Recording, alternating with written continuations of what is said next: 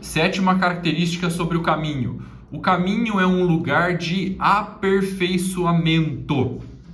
Olha só o que a palavra de Deus diz. A fim de apresentar todo homem perfeito em Cristo. E esse aperfeiçoamento, ele acontece no caminho. Tá? Então, deixa eu voltar aqui para a gente entender isso. Aí, maravilha. Muito bem. Gente, então, o caminho, ele é um lugar de aperfeiçoamento. Ou seja, nós que estamos no caminho, estamos num processo de aperfeiçoamento. Por isso que Paulo disse que ele se esforçava sobremodo para apresentar todo homem perfeito em Cristo. E quando fala ali todo homem, não está querendo dizer os seres humanos do sexo masculino somente. Homem, ele quer dizer seres humanos ali, né? Então, ele se esforçava, esse era o trabalho de Paulo, né? Que, na verdade, nos ensina o objetivo do discipulado. O objetivo do discipulado é apresentar toda pessoa que está sendo discipulada, que está sendo pastoreada, apresentar todas essas pessoas perfeitos em Cristo, né? Então nós estamos nesse processo, nesse caminho de aperfeiçoamento. Amém? Maravilha, bênção demais. Em outras palavras, esse aperfeiçoamento, usando termos mais bíblicos, significa santidade. Ou seja, o caminho é um caminho de santidade, né? Um caminho de aperfeiçoamento, onde nossa vida vai sendo santificada, né? Então, o problema é quando no caminho eu não permito ser aperfeiçoado. Aí o que acontece? Eu tenho uma vida dupla. No domingo eu canto louvor e na segunda eu falo palavrão. No domingo eu oro e na segunda eu minto. No domingo eu sou o melhor crente e na segunda eu sou o pior mundano. No domingo eu dou uma esfregadinha com Deus e na segunda eu dou uma esfregadinha com o pecado. Então, quando eu não permito ser aperfeiçoado, ser santificado, eu vou levando essa vida dupla conforme o passar dos anos. Mas esse não é o nosso caminho, meus irmãos. O nosso caminho é um caminho de aperfeiçoamento. Esse é o caminho do reino de Deus. É onde eu vou sendo aperfeiçoado. Então eu não posso oferecer nenhuma resistência à santidade de Deus na minha vida. A santidade que Deus quer promover na minha vida, eu não posso oferecer nenhuma resistência. Como o próprio Deus falou lá para Paulo o seguinte: dura coisa é recalcitrar contra os aguilhões. O que é recalcitrar contra os aguilhões? Aguilhão era um instrumento pontiagudo que os homens usavam para cutucar, para incomodar, para ferir o cavalo quando ele empacava. Quando ele estava montado no cavalo e o cavalo empacava, ele usava esse instrumento pontiagudo para fazer ele andar, para ele não parar no meio do caminho. E recalcitrar significa dar coice. Então, Deus, olha o que Deus falou para Paulo. Aí a gente percebe que Paulo ele era meio teimosão, né? Ele era meio teimosão, o Paulo. Ele recalcitrava contra os aguilhões, ou seja, Deus estava movendo o Paulo para frente, mas o Paulo ficava dando coice, resistindo a esse aperfeiçoamento, né? Então o que vai acontecer se a gente ficar dando coice nesses aguilhões, Nós vamos nos mutilar inteiro, porque imagina você ficar dando coice num instrumento pontiagudo. Ou como dizem, aqui no Brasil tem uma expressão que é assim, ó, dar murro em ponta de faca. Né? Eu vou me mutilar. Então, o caminho do reino de Deus, ele é um caminho de aperfeiçoamento e Deus, ele está concentrado, está dedicado a promover esse aperfeiçoamento na nossa vida, essa santidade na nossa vida. E nós não podemos resistir, nós temos que nos render. Amém, Senhor? O Senhor quer me aperfeiçoar, eu já vou ver a mensagem aqui da Irmanice. O Senhor quer me aperfeiçoar, eu me rendo. Eu quero ser uma pessoa quebrantada, submissa, obediente. Não quero oferecer resistência, Senhor. Não quero ser teimoso. O Senhor está me ensinando a santidade, a pureza, a perdoar as pessoas, a amar o próximo, a abençoar os que me perseguem, a não falar palavrão, a não mentir, a pagar minhas dívidas, seja o que for. E eu quero aprender, Senhor, não quero oferecer nenhuma resistência. Amém, meus irmãos? Então, o caminho do reino de Deus, ele é um caminho de santidade. Olha o que a irmã Nice está falando aqui, ó. Uma vara longa com uma ponta de ferro afiada para espetar o gado. Olha lá, isso aí é um aguilhão, ó. Cavalos e mulas que resistem, olha aí, ó. Às vezes somos feridos e espetados para o nosso próprio bem. Exatamente. Né? Quando a gente é muito teimoso, Deus coloca o dedo na nossa moleira. Aí dói, né? Aí dói, né? Aí, ai, Senhor, doeu, tá bom, eu me rendo. Eu vou obedecer. A hora que Deus põe o dedo na moleira, né? Quando a gente está muito teimoso. Então, a gente acha que Deus não permite a gente passar dor, mas Ele permite sim. Né? Deus, ele nos santifica através de alguns instrumentos em ordem cronológica. Primeiro, ele usa a Bíblia. Se a gente lê a Bíblia e não obedece, aí ele vai usar o Espírito Santo para nos convencer na nossa consciência. Mas se a gente resiste ao Espírito Santo, aí Deus vai usar os irmãos para falar em voz audível, para nos ensinar. Mas se a gente é tão teimoso que nem os irmãos em voz audível a gente está escutando, aí Deus usa um instrumento um pouco mais radical, chamada dor, para nos dobrar, para nos ensinar. Né? Por quê? Porque a gente não pode ser incontrolável. Né? Aí Deus usa os aguilhões para dar umas cutucadas assim, ó. Se a gente recalcitrar, é pior. Mas a gente não precisa chegar nesse extremo, é só praticar o que está escrito na Bíblia. Eu quero ser fiel na primeira chamada. Amém, meus irmãos? Então o caminho do reino de Deus é um caminho de santidade, é um caminho de aperfeiçoamento da nossa vida. Amém? Bênção demais, glória a Deus, maravilha. Vamos aqui então para o próxima característica do caminho. Deixa eu compartilhar minha tela aqui. Aí.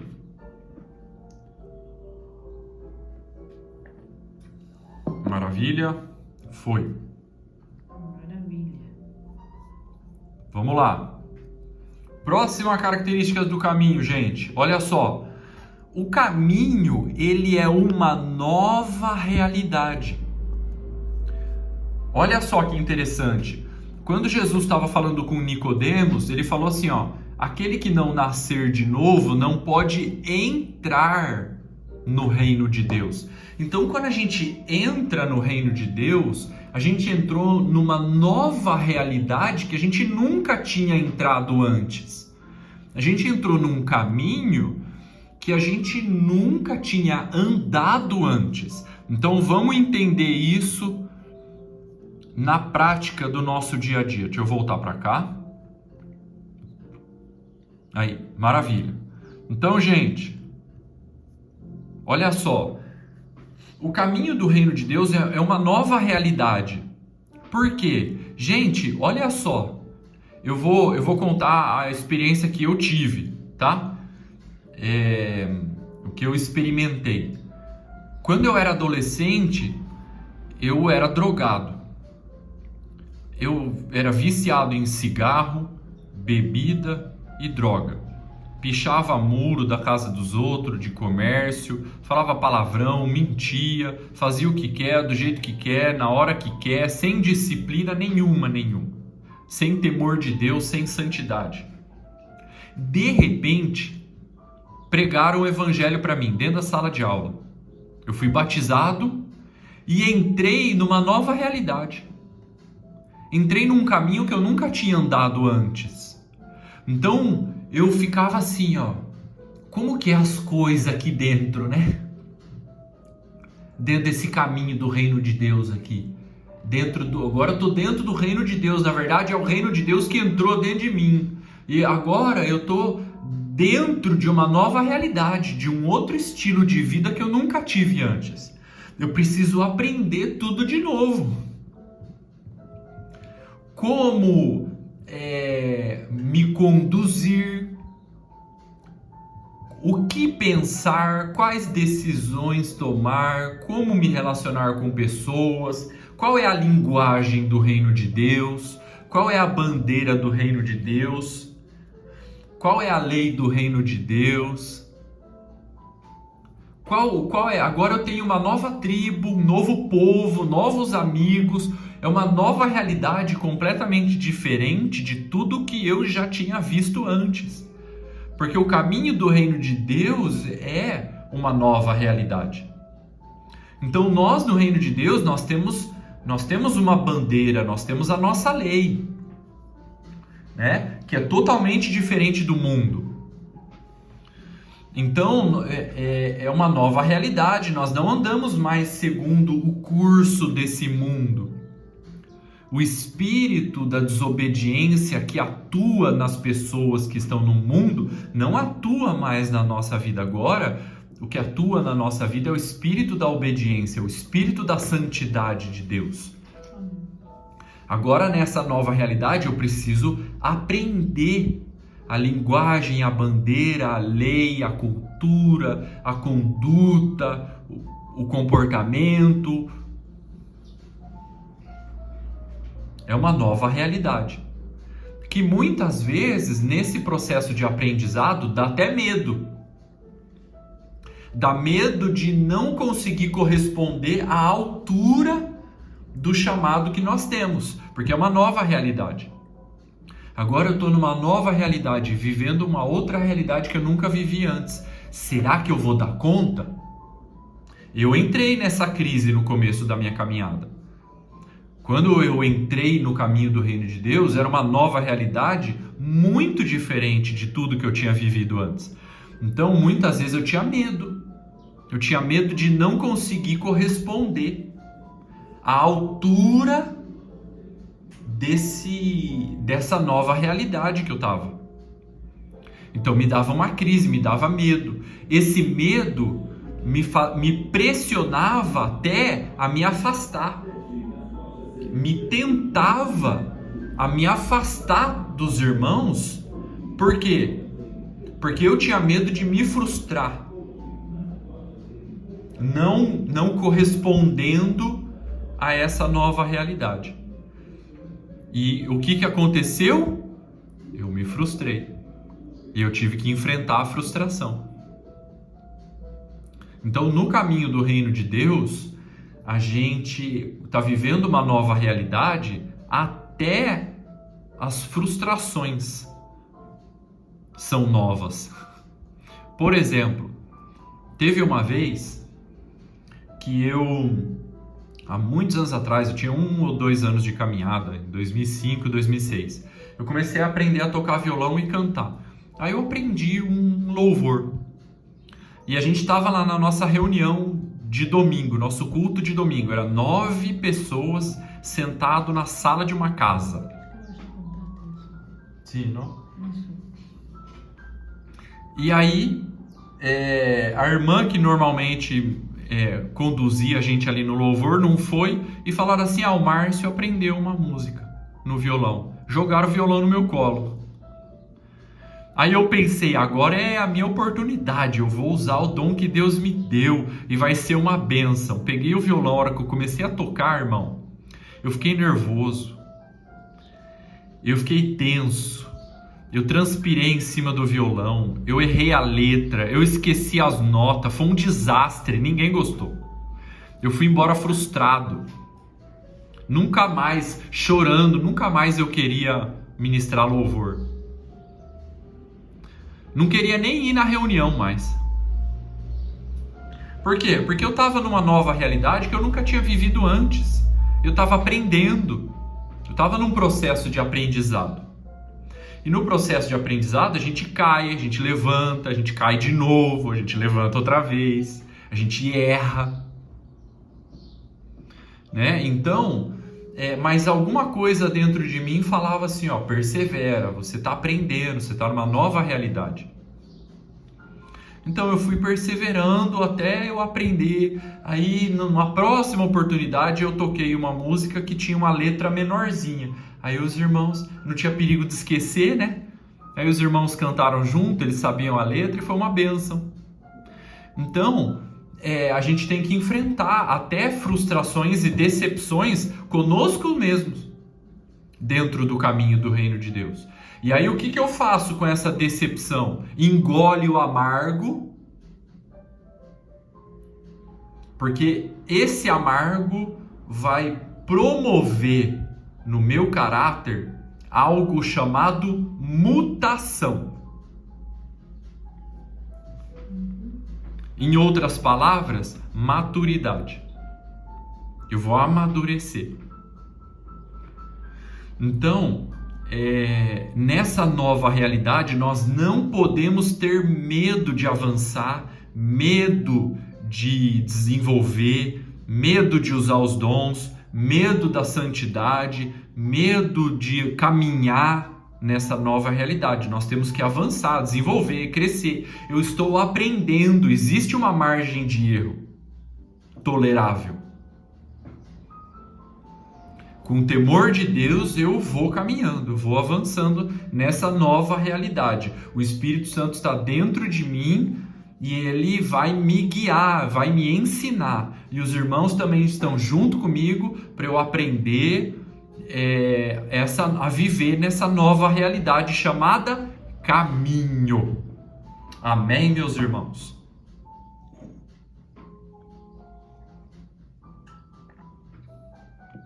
Bênção demais. Maravilha. Muito bem. Vamos para... Ô Fernando, eu não sei se você está falando alguma coisa, mas está mudo.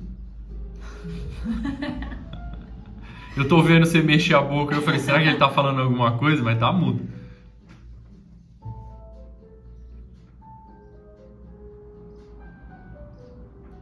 Ainda não. Aí, foi. Não, desculpa, não vai acontecer nada, porque a minha irmã, quando eu tava vindo pra cá, mandou um WhatsApp pra mim dizendo que meu irmão tinha sofrido um acidente de moto. Oh, Jesus. Mas, segundo ela, ele tá bem. Mas ele é um pouquinho responsável. É o mais novo que eu. Ah, mas aonde? Aí em Ilha de Itaparica? Não, lá em Salvador. Oh, Jesus. Moisés. Moisés é o nome dele? É. Eita, nome profético, hein? É. Amém. Senhor, nós queremos orar agora pelo Moisés em nome de Jesus. Te clamamos, Amém. Senhor, para que não haja maiores danos, Senhor, nesse acidente, que ele se recupere, que o teu Espírito possa, Senhor, visitá-lo agora, com consolo, em nome de Jesus. Senhor, que Amém. o Moisés também atenda o seu chamado, Senhor.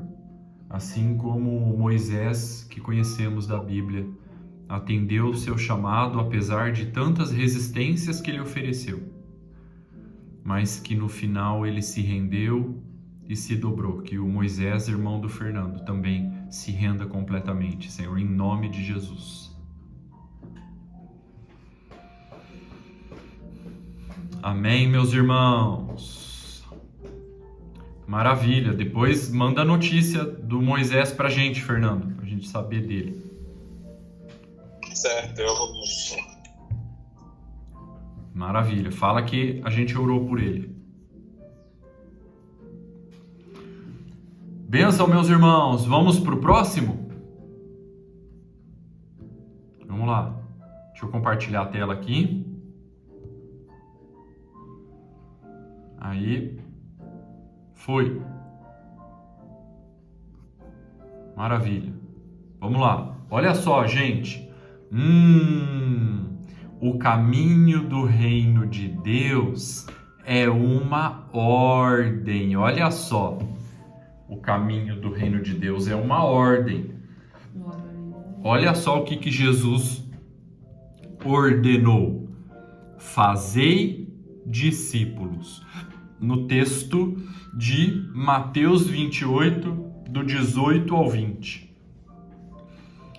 Está escrito: fazei discípulos. Então, vamos entender isso.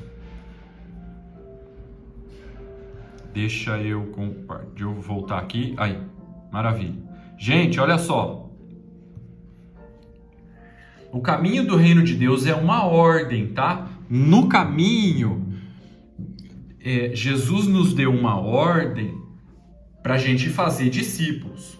Então, ele disse o seguinte em Mateus 28, do 18 ao 20. Façam discípulos, batizando em nome do Pai, do Filho e do Espírito Santo e ensinando essa pessoa que você batizou a guardar todas as coisas que Jesus tem ordenado. Então, gente, olha só, a grande comissão que é tão falada por aí não é simplesmente ir e pregar o evangelho a toda criatura. A grande comissão é fazer discípulos. Por quê? Porque alguém pode pregar o evangelho a toda criatura e não fazer nenhum discípulo. Porque para fazer discípulo tem que ir além de pregar o evangelho a toda criatura. Tem que fazer o quê? Tem que batizar essa criatura que você pregou. E depois de batizar, tem que ensinar essa criatura. Ou, em outras palavras, toma que o filho é teu. Gerou, tem que cuidar. Então, meus irmãos, olha só. A grande comissão é muito mais do que pregar o evangelho a toda criatura. É fazer discípulo. Só que para fazer discípulo, eu tenho que pregar o evangelho a toda criatura e batizar a criatura. E depois de batizar essa criatura, eu tenho que ensinar essa criatura. Tá? Mas, Márcio, não é só o pastor que batiza? De jeito nenhum. De jeito nenhum. Todos nós estamos autorizados e enviados por Jesus a batizar as pessoas. Por quê? Porque todos nós somos sacerdotes, não tem mais aquela questão lá do clero e dos leigos. Isso aí era Velho Testamento, nós estamos no Novo. No Velho Testamento tinha o templo e os sacerdotes que eram o clero. E o povão, que eram os leigos, eles iam lá assistir os sacerdotes fazer a obra de Deus. Então aí estava separado lá o clero e os leigos. No Novo Testamento, todos nós somos sacerdotes, Porque está escrito em 1 Pedro 2,9: vocês são raça eleita, sacerdócio real, nação santa, povo de propriedade exclusiva, a fim de proclamar as maravilhas daquele que nos chamou das trevas para a sua maravilhosa luz. Apocalipse capítulo 1, versículos 5 e 6 diz o seguinte: todos nós que fomos lavados pelo sangue de Jesus, fomos constituídos sacerdotes. Então, todos os que foram lavados pelo sangue de Jesus, ou seja, tiveram os seus pecados perdoados, redimidos, justificados e reconciliados com Deus, são sacerdotes.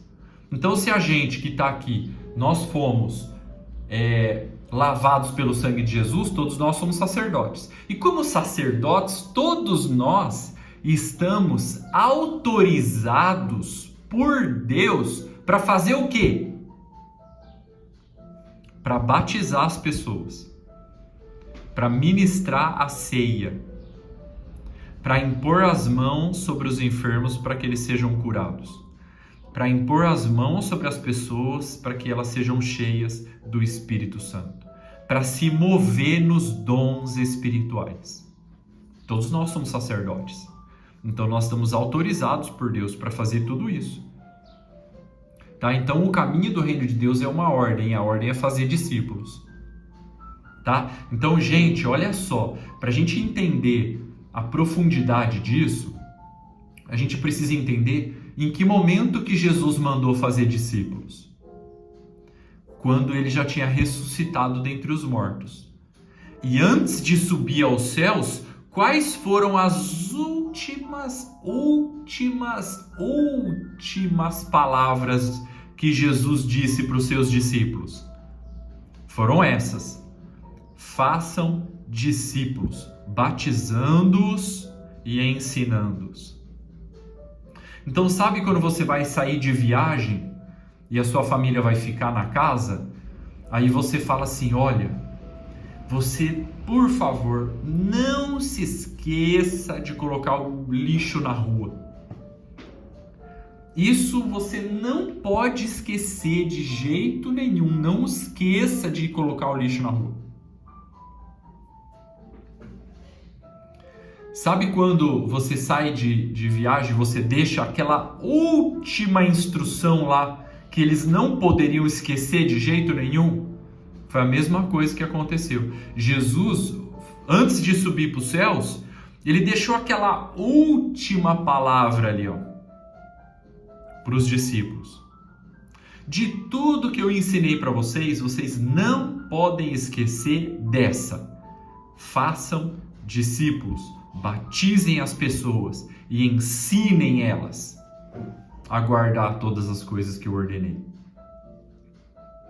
Então, essa grande comissão de fazer discípulos ganha uma importância muito grande dentre tudo o que Jesus disse. Então, gente, olha só. Jesus não mandou fazer católico. Ele mandou fazer discípulos. Ele não mandou fazer evangélico. Ele mandou fazer discípulos. Ele não mandou construir prédio e salão de reunião. Ele mandou fazer discípulos. Ele não mandou escrever livro. Ele mandou fazer discípulos. Ele não mandou gravar CD. Ele mandou fazer discípulos. Ele não mandou fazer retiro. Ele mandou fazer discípulos. Não tem problema nenhum fazer retiro. O problema é fazer retiro e não fazer discípulos. Não tem problema nenhum escrever livro. Eu mesmo escrevi um livro. O problema é escrever livro e não fazer discípulos. Não tem problema gravar CD. O problema é gravar CD e não fazer discípulos. Não tem problema construir um prédio para acomodar os irmãos lá dentro, para ter uma reunião geral lá e tal. O problema é construir o prédio e não fazer discípulos. Esse é um problema. Então, o maior inimigo da igreja, muitas vezes, não é nem o diabo e nem o pecado. São as coisas lícitas que a igreja fica distraída e não faz discípulos. A gente fica concentrado e dedicado a escrever um livro e não se dedica a fazer discípulos. Então, nós precisamos compreender o peso, a importância, o nível de prioridade dessa ordem de Jesus, fazer discípulos. Mas como é que faz um discípulo? Está escrito ali em Mateus 28, do 18 ao 20. Eu tenho que batizar alguém e eu tenho que ensinar essa pessoa que eu batizei. Ah, mas Márcio, as pessoas não querem saber de Jesus. Calma, vai cair em terra boa. Continua semeando. Vai cair em terra boa. Continue semeando. Não selecione a terra que você vai semear. Ah, esse daí não tá com cara de que vai se converter. Nem vou perder meu tempo. Não faça isso. Porque Deus chama os improváveis. Gente, quando eu era adolescente, drogado, cheio de brinco, gorro, corrente, skatista, rebelde, com a cara fechada, as pessoas olhavam pra mim e tinham medo de mim. E aí, ninguém dava nada. As pessoas olhavam pra mim e não acreditavam que eu ia me converter. Não, esse daí não vai se converter nunca. Eu era um improvável, mas é desses que Deus gosta. Porque Deus chama os improváveis para confundir os prováveis. Deus chama os que não são para confundir os que são. Deus chama os loucos para confundir os sábios. Então não escolha, não selecione a terra que você vai semear. O cara pode ter cara feia lá, que nunca vai se converter. Semeia na vida dele. Encontra uma oportunidade para deixar uma sementinha ali para ele. Não perca a oportunidade. Vai cair em terra boa. Continue semeando. Vai cair em terra boa. Amém, meus irmãos? Gente, olha só. Quando eu tinha 1 ano de convertido, eu estava concentrado nessa ordem de fazer discípulos, e eu estava orando e buscando ao Senhor. Deus, o Senhor quer que eu faça discípulos, eu quero fazer discípulos, eu quero cumprir a grande comissão e tal. Aí eu fiquei na frente do jardim de casa aqui esperando, o primeiro que passar na minha frente eu vou semear. Eu fiquei em pé na frente aqui de casa, aqui, esperando passar alguém na rua. Eu falei assim, Deus, o primeiro que passar aqui, eu vou pregar o evangelho para ele. Aí passou um que tinha usado droga comigo há muitos anos atrás. E em fração de segundos eu olhei para ele e falei, ele não vai se converter. Mas eu prometi para Deus que eu ia pregar para o primeiro que passasse, eu vou semear. Ô Rafael, eu conheci Jesus, se você quiser eu apresento ele para você.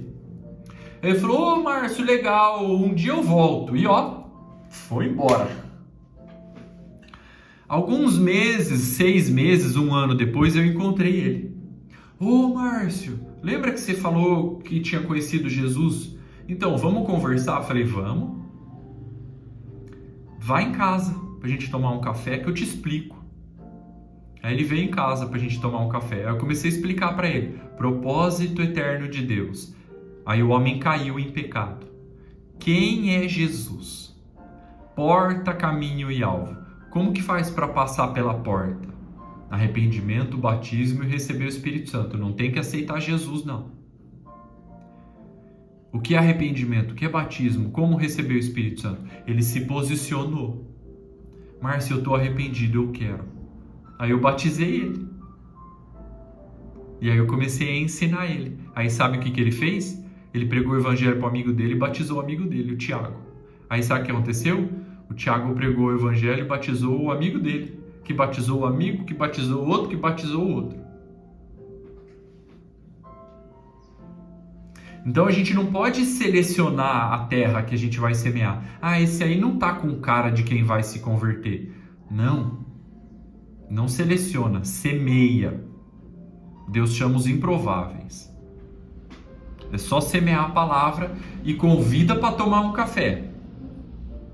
Né? A gente precisa aprender a pescar. Jesus não falou lá, venham a mim que eu vou fazer de vocês pescadores de homens? A gente tem que aprender a pescar. Então você coloca a isca, joga a isca e chama para tomar o café, que é a hora que você fisga.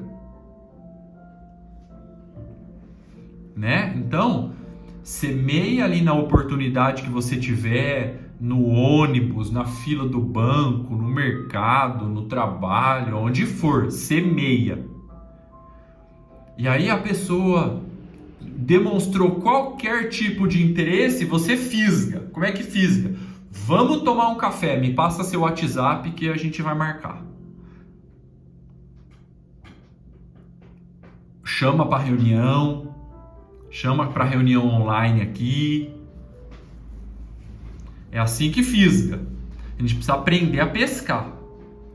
Ah, mas Márcio, eu não sou perfeito. Mas você não precisa ser perfeito para fazer discípulos. Você precisa pregar o evangelho, batizar alguém e ensinar essa pessoa para fazer discípulos. É assim que faz. Não precisa ser perfeito. Você precisa pregar o evangelho, batizar e ensinar. Esse é o pré-requisito. Não precisa ser perfeito. Eu também não sou, estou fazendo discípulos. Tá? O perfeito se entregou por nós. Exatamente, Amanda, exatamente. O perfeito já se entregou por nós. Tá? O perfeito já se entregou por nós.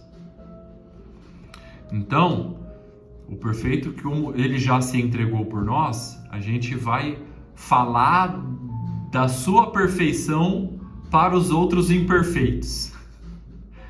Fazer discípulos é o mendigo contando para o outro mendigo aonde que encontra pão. Tá? Então, não perca as oportunidades, semeia. Deus quer usar a tua vida. Agora, uma dica.